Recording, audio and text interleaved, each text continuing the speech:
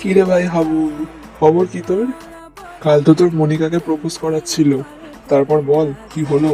কোনো খবর টবর তো দিলি না। প্রপোজ করলি? কি বললো মনিকা? আর বলিস নি ভাই, আমি তো বেশ ফিল্মি কায়দায় বেশ ডায়লগ ফাইলগ মুখস্থ করে বেশ ভালোই ওকে প্রপোজ করতে গেলুম।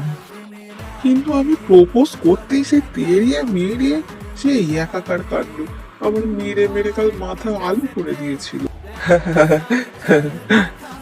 কি বলছিস কি রে? শেষে প্রপোজ করতে গিয়ে মার খেয়েছিস? তা কি হবন বলেছিলিস যে মার টাটকে একাকার হলো? দেখ ভাই, তুই আমার দুঃখের দিন এরকম হাসবি নি। তুই না আমার বন্ধু। আমার মনে কাল বড় কষ্ট লেগেছে রে। মনিকারে আমি বড্ড ভালোবাসতাম, ও আমারে ওইভাবে অপমান করলো। আমি তো বেশ মুখস্থ করে ইংরেজিতেই প্রপোজ করেছিলাম। সেই অনির্বাণের ডায়লগটা গাঁদা ফুল নিয়ে গিয়ে ইংরেজিতেও বললাম। কিন্তু মনিকা আমার উপরে এত রেগে গেল যে আমার আর আরে চুপ কর ভাই, চুপ কর। প্রেম করতে গেলে সব অনির্বাণের ডায়লগ বললে হবে না। ওইসব ভুলভাল কমেডি ডায়লগ বললে মার তো খাবি। শোন, প্রেম করতে গেলে শাহরুখ খানের ডায়লগ বলতে হয়।